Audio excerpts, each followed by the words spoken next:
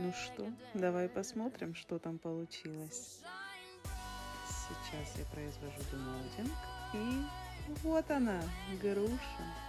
Красная груша. Какие красивые прожилки получились. А теперь подстаканник.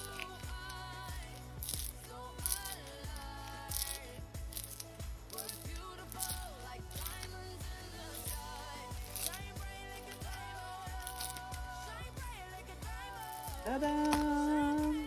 Какая красота! Ты только посмотри, какие прожилки! Этот кристаллический край невероятно сияет. Мне очень нравится. Сочетание цветов просто бомба.